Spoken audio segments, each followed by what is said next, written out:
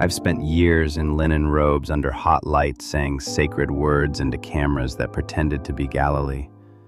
On cue, I could summon a tear for the Beatitudes, find the exact tilt of compassion for a close-up, and walk barefoot across a soundstage like I owned the place. People stopped me on the street to ask for prayer. Some even thanked me for bringing them closer to God. But when the set went dark and the robe came off, I was a hollow man in a holy costume, an actor who could preach resurrection while lying awake at 3 a.m., terrified of death. That fear started when I was 10, at my grandmother's funeral, the woman who could calm my nightmares with a hand squeeze and a story about stars being pinholes in heaven. Everyone said she was in a better place. I stared at a wooden box and thought, what if there is no place? Decades later, after another funeral and another flight home with a throat full of questions, I found a note with a Prague address, my grandmother's resting place. I went alone. No crew, no script, just me, a map, and the weight I'd carried for 30 years. Olshany Cemetery is a city of stone and ivy. The air smells like rain and old stories. I found her name. I dropped to my knees, and I said the quiet part out loud. If you're real, where is she? Where do we go? What happened next didn't feel like a vision or a scene. It felt like a presence filling the space between tombstones, like the air itself took a breath. He wasn't glowing. He wasn't framed for a close-up. He just was. And when he spoke, it wasn't to my ears. It was to the part of me that had been scared since I was 10. One sentence. That's all it took. One simple idea I had never used for death. An idea that dissolved 3 decades of dread in a single heartbeat. If you've ever worn a brave face while your chest burned with questions, if you've ever stared at a headstone and felt the floor drop out, stay with me. Because I thought I knew the story. I'd performed it for years. But at my grandmother's grave, I finally heard the line that changed everything. My agent said it like a punchline that kept paying the rent. You were born for this part. He meant the profile, the hair that behaved when grown out, the melancholy my face carried even when I was laughing. Casting directors called it ancient sadness. The first time I put on a robe, it felt like a costume. The 10th time, it felt like a cage. It started innocently. Local passion play, a church Easter spot where I delivered one line about forgiveness while holding a lamb that tried to eat my sleeve. Then came a low-budget miniseries that somehow caught fire.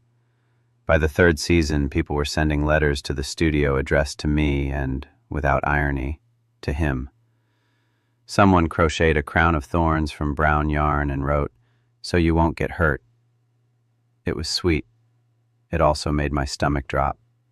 On set, I had a system. I learned everyone's name. I arrived first, left last. I would rehearse parables under my breath in the makeup chair while a wardrobe assistant pinned linen at my shoulder with surgical precision. And I studied history, languages, cultural customs. Like a man cramming for an exam, he was terrified to fail. The work made me feel safe because the work had edges. You hit your mark, you find your light, you tell the truth as best you can for 30 seconds at a time. But whenever the director said cut, the truth shrank. The robe went back on the hanger. The sandals lay in a plastic bin labeled with my character's name. And I stood in a trailer mirror with a face I barely recognized, hearing the same sentence loop. Fraud. You are a fraud. It's a peculiar thing to be treated like a walking confessional. In checkout lines, at airports, on sidewalks, strangers would lean in like I was privacy itself. My marriage is falling apart. My son is using again. I haven't prayed since my mother died. Could you? I'd listen, take a hand, murmur something tender, something I'd practiced so often it sounded spontaneous. They would walk away lighter. I would walk away hollow, like I'd borrowed a grace I didn't own. The fear underneath all of it wasn't complicated. It was 10 years old. It wore a suit with sleeves too long and shoes that clicked too loud in a quiet sanctuary. The day they lowered my grandmother Elena into the ground, someone squeezed my shoulder and whispered, She's in a better place. I stared at a wooden box with brass handles and felt the floor tilt. Where? Not the idea of her. Her. The warmth of her palms dusted with flour, the low laugh that rose from her chest, the way she'd brush a crumb from my cheek like it was a sacrament. Where had she gone? The question was a seed that split the earth of my certainty and kept sending roots into everything. She had been the first person to make the dark manageable. When I had night terrors, my parents tried switches and logic, proof by lampshade. Elena did none of that. She sat down on the edge of my bed in the dark and found my hand. Listen, she'd whisper in that soft, stubborn accent that clung to certain vowels. The night has secrets it only tells to friends. Then came a story of a forest behind her childhood village, where the river pretended to freeze but never did, of foxes like clever embers, of stars, pinhole windows in the floor of heaven. At the end, she'd squeeze once, twice. There is nothing to fear, my love, not in life, not in death. It is all one long walk home. With her there, the monster in the corner became a chair, and the chair became a promise that morning would come. She died while teaching me to braid challah. 1 minute she was guiding my clumsy fingers. The next her eyes went far away. The paramedics were efficient. Grief never is. At her funeral, shovels struck earth with that dull sound I still hear sometimes in dreams. The grown-ups spoke in tidy phrases. I couldn't find the door into any of them. A better place sounded like a brochure. Everything in me rebelled. If love was real, it had to outlast wood and earth. If it didn't, what exactly were we doing? That's the fear I carried into my work. It rode shotgun on every scene about healing and resurrection. The more convincing I became on screen, the less convinced I felt when I looked at the ceiling at 3:11 a.m., counting my heartbeat and bargaining with a God I addressed like a distant landlord. I could quote, "I am the resurrection and the life," and hit the emotional chord that made extras cry on cue. Then I would stand alone by the coffee urn, stomach in a fist, wondering if I had just decorated a sentence I didn't believe. There were tells, panic that looked like perfectionism, a tight smile that hurt my molars. The day we filmed Lazarus, I forgot the simplest blocking and walked the wrong way 3 times. "Reset," the assistant director said, kind but baffled. I joked about sandals with no traction. The truth was my chest had closed. The line, "Unbind him and let him go," felt like a dare from a script supervisor I couldn't see. If you're so free, why do you sleep with the lights on? That was the first life. The second life began with my mother's decline. Grief has a way of stripping grammar from prayer. Mine turned into single word please. Please, help, stay. When she slipped away, the old terror didn't creep in, it sprinted, shoulder checking me into a wall I thought I'd reinforced with years of pretending. After the funeral, I went to her apartment to do the practical tendernesses of the newly bereaved. Sort, box, label, try not to drown. In the back of a drawer, I found a bundle tied with blue yarn, letters from Elena in looping script, edges softened by time, and a photograph, an iron gate flanked by trees, winter bare. On the back, an address in Prague and my mother's note, Mama's resting place. She always wanted to go home. The world went very quiet, the way sound does under snow. I'd always known the fact. Elena's ashes were back in the old country, in the family plot, but I had never held the place in my hand. Olsani Cemetery. The ink had bled a little, like the word had been weeping into paper for years. I sat on the edge of my mother's bed with the photo in my lap and realized the route my fear had taken. From a kitchen table with yeast blooming in warm water, to a graveside with a box, to a sound stage where I borrowed a voice. If I kept circling Los Angeles, I would never step out of the loop. The only way through was toward. I didn't tell anyone. Not my agent, not my best friend, not the pastor who had recently asked if I would share a word on Sunday. I looked up flights. I bought one. I was careful to choose a middle seat and a red-eye, invisibility by algorithm. I packed badly and then unpacked half of it, unsettled by the idea of showing up to a grave with too many shirts. In the airport, I watched families reunite and thought about arrivals and departures, gates and gates, how everything important in life seems to happen near a threshold.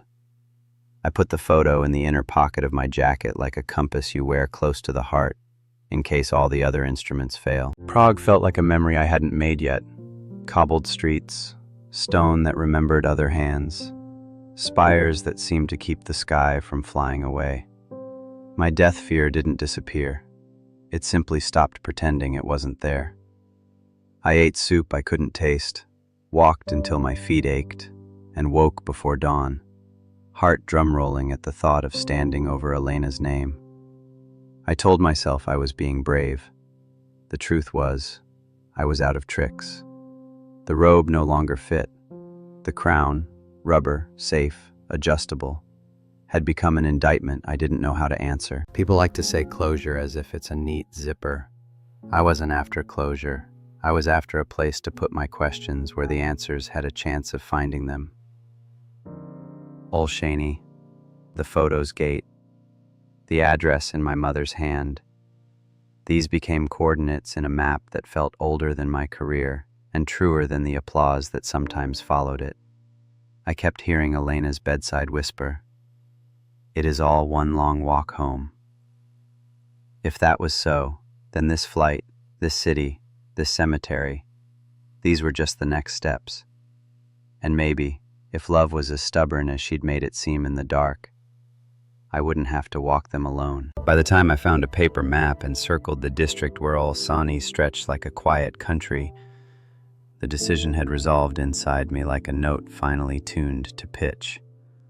I wasn't going as a celebrity or a pilgrim with a camera for proof. I was going as a grandson with a question that had been standing by the door in a small suit for 30 years. I would bring my fear to the place where hers had been laid down, and I would ask, not as an actor quoting lines, but as a person who had run out of performances. That's how you board a plane without knowing that when you land, the life you've been living is already ending. Not with fanfare, with a photograph, an address, and a hollow crown you're finally willing to take off. Prague meets you with stone and sky. Spires lift the horizon, trams sigh along rails like old violins. I walked with the photograph folded in my pocket until the streets gave way to a long wall braided with ivy. The gate from the photo stood there exactly as my mother's note promised, ironwork like lace, heavy and patient. I put my palm to the cold bar and stepped into a quieter country. Cemeteries rearrange time. Names from 3 centuries stand shoulder to shoulder like neighbors who long ago stopped keeping score. The path split and split again, gravel to dirt to moss, and I followed the map the caretaker had scrawled for me with a stub of pencil, his thumb smudged with graphite as he tapped the square where my grandmother's plot should be. "There," he'd said, and I nodded as if I understood that there is sometimes a place and sometimes a permission. The air smelled like rain and copper leaves. Angels leaned on their own exhaustion. Marble hands pointed upward as if to remind the living which way to look. I moved through sections marked by eras and faiths, by wars and the illnesses that followed them, until the geometry of grief gave way to the small rectangle I'd crossed an ocean to find. Her stone was simple. Elena Novakova, the hyphen of a life between 2 dates, the way all stones agree to speak. I reached out to touch the letters, traced the groove of her name like you might touch a scar on your own skin. Whatever composure I'd rehearsed ended there. Knees to damp ground, hands flat against the earth like a man bracing for a wave. I let the questions I'd been curating for 30 years break out of their polite cages. Where did she go? It came out raw, without preface or performance. Not her stories, her. Not the memory, her. I looked at the stone and at the fact of it and wanted to trade every line I'd ever delivered cleanly for one answer that would hold in the dark. If you're real, where is she? Where do we go? Was I just comforting people with words because I liked the sound of them? The cemetery didn't argue. Wind moved through the canopy in a voice older than my language. Far off, a crow negotiated with someone else's sorrow. I waited, and the waiting deepened into that familiar panic. the one that tightens the chest and whispers you are very small and very alone. I had come to the end of the script. The silence felt like proof. And then the silence changed. It wasn't a sound, not a chorus, not a chord, more like a pressure drop, a softness that settled without asking. The way snow decides a city is ready. The air gathered itself, every edge gentled. The space between my heartbeat and the next one widened like a door. I looked up. He was there, close enough that I could make out the stitching on his jacket, ordinary shoes, and a face that held the kind of rest you only see on sleeping children and on the very old who have finished arguing with time. He didn't glow. No halo, no painter's romance. Light didn't shine from him so much as it declined to leave him. An actor's brain still lives in me. It noticed what a camera would notice. He didn't announce himself. He offered no introduction. He stood so still the scene didn't. But his eyes, to describe them is to fail them. They did not look at me. They held me, the way the ocean holds a stone it has decided to keep. I knew who he was in the way you know your own name when you're startled awake. Certainty without steps. We did not begin with words. He let me be seen. There is a peculiar relief in being completely known and not corrected. He took in the whole weather of me. Anger, dread, the small cruelty I reserve for myself, the borrowed tenderness I hand to strangers, without flinching. The shame I'd worn like a second shirt had nowhere to hide. It also had no job to do. When he spoke, my ears heard English, but my chest heard childhood, and my bones heard the river Elena swore never froze. You ask where she is. His voice was quiet enough that I didn't have to stop breathing to listen. She is not here. This is a memory stone. He let the phrase rest until it reframed everything around us. You don't find the living among the dead. I had said those words before, makeup on, mic taped under linen, a boom shadow just out of frame. This time the sentence had weight. It did not point away from the grave. It pointed through it. Then where? My voice surprised me, small like the boy in the suit with sleeves that didn't fit. I need to know. I've needed to know for so long. You think death is a door that slams, he said, and there was no accusation in it, only a smooth diagnosis. A final bell. That is a human story. The truth is simpler. Death is a graduation. The word landed, and everything rearranged itself around it. I saw my fear as a child who stayed in a classroom after the year had ended, clutching a desk as if it were a raft.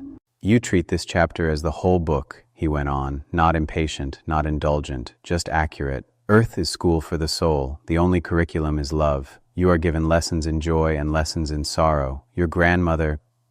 He looked at her name as if he'd been following her handwriting for years. She learned well. She graduated with honors. I wanted to argue with categories I'd built in self-defense. Heaven, hell, reward, punishment. Boxes we use to hold what frightens and fascinates us. What about, I started, and he lifted a hand so gently the interruption felt like a kindness. Heaven and hell are not places you are sent to, he said. They are states you choose. To turn toward love is to step into light. To turn away is to shadow your own heart. Even there my love waits. The door opens from the inside. And heaven, the word felt small for the abundance it tried to name. My father's house has many rooms. His smile reached something in me I'd buried under careful arguments. Not rooms as you think of rooms, expansions, degrees of aliveness, creation that keeps creating. You cannot exhaust it. Consciousness is not extinguished. Love does not end. It learns to take on more. He glanced back to the stone and then to me, as if asking whether I was ready for the next thing. She did not die, he said, and I noticed he avoided the grammar of endings. She set down a costume, the way you hang yours at the end of a shoot. The image came so clean it hurt. A rack of robes, a plastic bin with my character's name taped on the lid, the ease with which you step out of a part when the day is done, unless you don't know who you are without it. Would you like to see? He asked. There are questions you do not answer with words. I felt something inside me turn, like a key that had been misplaced for years finding the right lock. The world around us didn't vanish, it layered. The gray brightened without brightening, and a garden rose like a memory you suddenly realize is not a memory, but a place you've been visiting in dreams. I did not see with my eyes. Sight is the wrong verb. I recognized. Her laugh arrived first, that low bell that started in the chest and made the air gentler. Then her face, young and utterly her, the way essence looks when unburdened by gravity's accounting. Colors had depth I don't have names for. The breeze was not air moving, it was welcome. She did not speak, and yet I understood. I am home. All is well. Stop worrying the hem of the world. There is more cloth than you think. I cried, but the tears weren't the salt of panic. They were water doing what water does when it is pulled toward its source. Relief is a small word. What I felt was the undoing of a knot that had cinched my life tight for 30 years. I had been bracing for impact my whole life. Suddenly I realized I'd been landing the whole time. The garden softened back into stone and ivy. He remained. Why me? I heard how the question could sound like entitlement. It didn't feel like that. It felt like confession. Why this? I have been pretending to be you for a living. Because you asked, he said, as if it were the simplest math. And because you finally asked as yourself. He tilted his head, not amused, not scolding. Your work taught you my words. Your fear kept you from my heart. Those are not the same study. He let that settle and then gave me a glimpse of something I could tell would fill books if we had time. There is a review, he said. Not a trial, a seeing. You will watch your life from within your heart and from within the hearts you touched. Small kindness multiplies. So does small harm, not to shame you, to show you how much everything matters, how much you matter. I thought of coffee handed to a grip whose hands were shaking after a call from home, of a sharp word I'd snapped at a PA whose name I never learned, of my grandmother's hand squeezing mine twice in the dark. None of it vanished, none of it was trivial. Your fear of death has been afraid for you, he said softly, as if speaking to a frightened animal. It kept you from living. Now you know, no one ends. Addresses change, love does not. He didn't vanish. He completed, the way a note finishes sounding when it has said what it came to say. The light returned to normal light, which suddenly didn't feel normal at all. The breeze found its old path. Somewhere beyond the wall, a tram chimed. I stayed kneeling until my legs went pins and needles, palms still open to the damp earth as if I expected it to rise and meet them. I put my hand on Elena's name again, not to anchor myself, but to agree. This stone is a memory, not a map.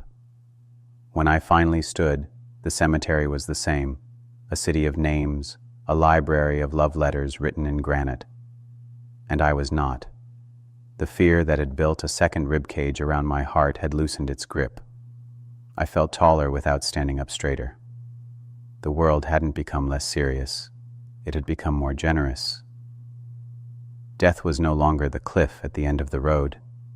It was a bend that the road itself had been curving toward all along. I slipped the photograph back into my pocket. The address was still there. So was the new one, the one without numbers or streets. Graduation. I walked out through the iron lace of the gate into a city of the living, carrying a sentence that felt like a passport stamped on the inside of my chest. She is not here, and neither, any longer, was my fear. The flight home felt like coming up from deep water.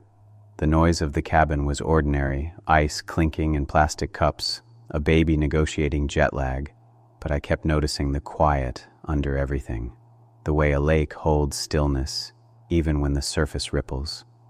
The old background hum, the low-voltage dread that used to buzz through my bones, was simply not there. Where it had lived, there was room. Back in my kitchen, I did something small that felt like a vow. I baked bread, Elena's way, flour fog in the afternoon sun, warm water, blood temperature, yeast-proofing like a secret waking up. Kneading is prayer for people who don't know what to say. Your hands remember before your mind agrees. When the loaf rose and the house filled with that forgiving smell, I understood why she braided dough on Saturdays. It teaches you that transformation is quiet and inevitable when the right elements meet. The first test came where it had to. The set. I put on the robe and the sandals and waited to feel the old constriction. Mask, fraud, the rehearsal of holiness. It didn't come. In the mirror, I saw the costume, and I saw myself. Two true things, not at war. We were scheduled to film the scene with Martha, grief and resurrection in a single breath. The AD called places, cameras settled like birds. When the line came, I am the resurrection and the life, it didn't pass through me. It included me. I wasn't trying to sound like certainty. I was speaking from it. Cut, the director said. and no one moved. A grip I've known for years pretended to check a C-stand, then stayed nearby long enough to say, "Whatever changed, don't lose it."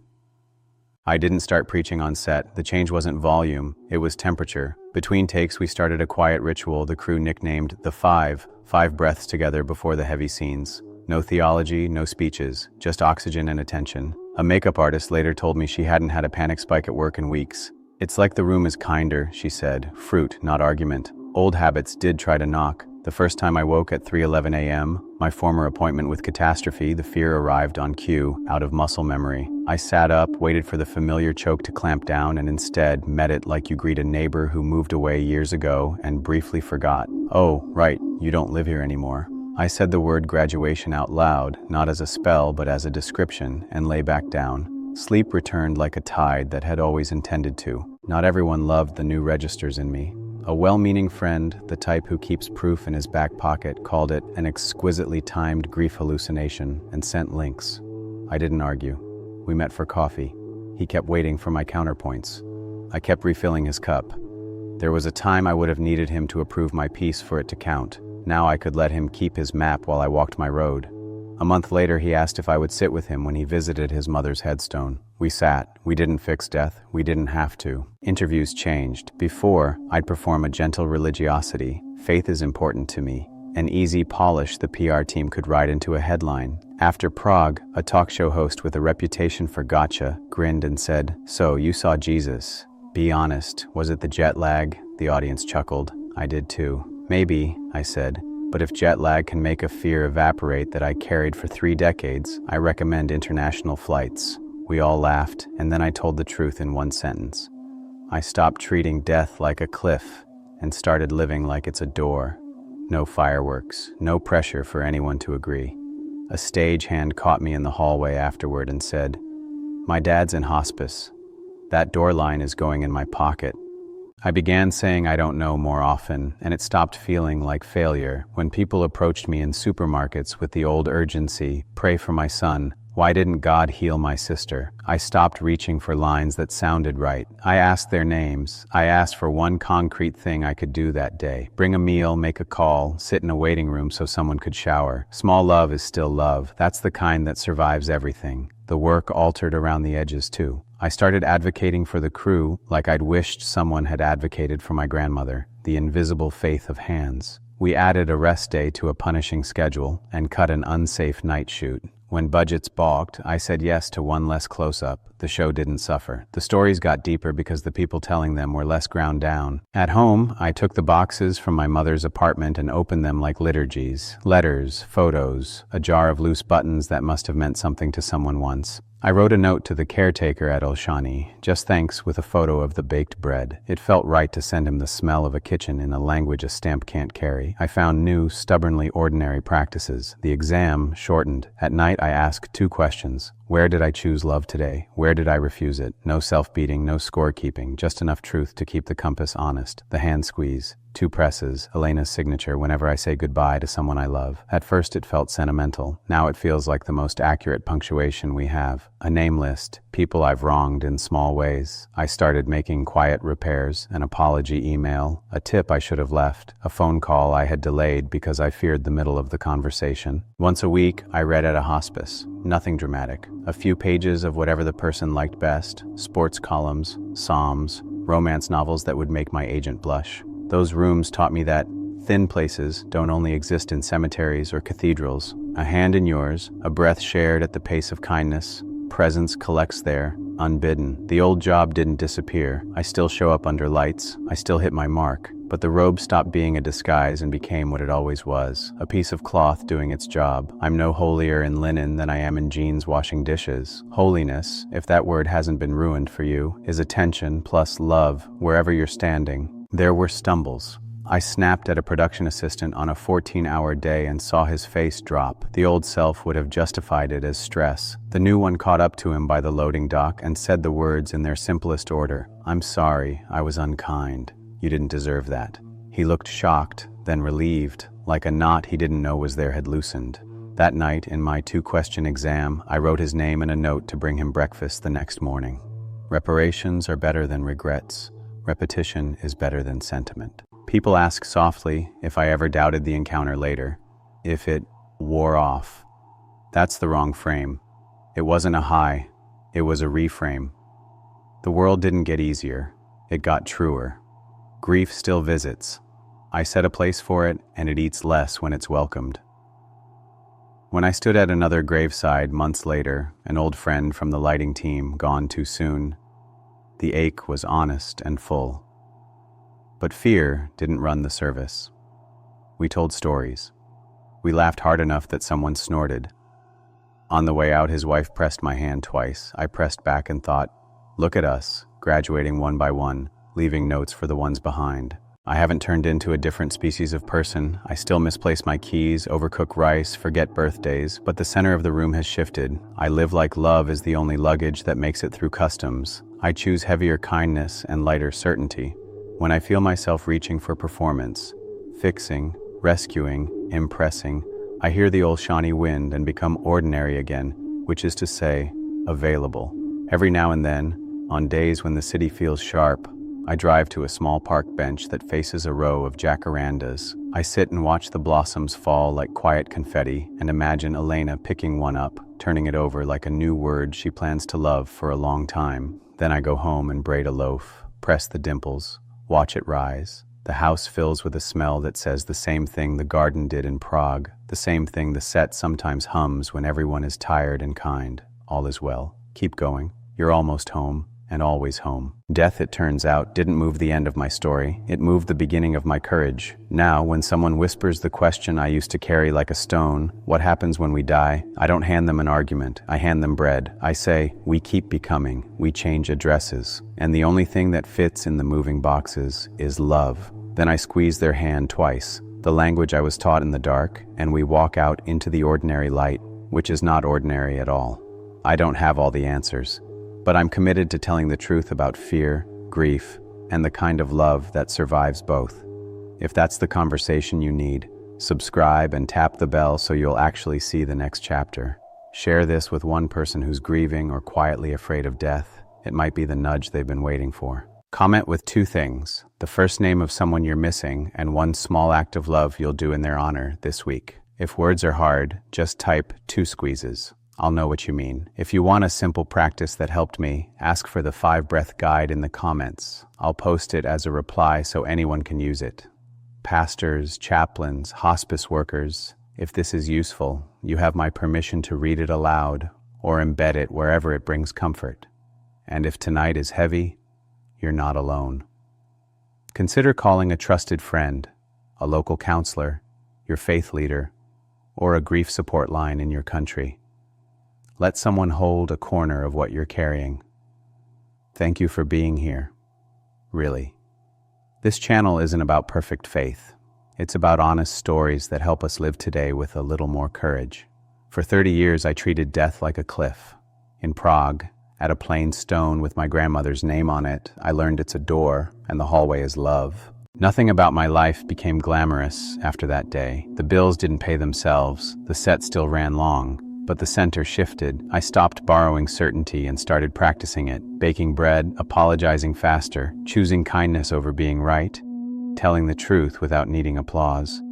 I still lose my keys. I don't lose my peace. If you're where I was, performing calm while fear paces the room, hear this. No one ends. We change addresses. What crosses with us is what we gave away in love. So make your life review a film you'll be glad to watch. Forgive recklessly, serve quietly, notice the person in front of you. Tell your people you love them and mean it. When the moment comes, and it comes for all of us, you won't be stepping off the map. You'll be graduating. And the hands that have been guiding you in the dark, grandmothers, fathers, friends, and the one who never stopped loving you, will be there like they always were. Until then, we live. We do the next kind thing. We press 2 squeezes into a hand we're lucky to hold, and we walk forward together, homeward, one ordinary holy step at a time.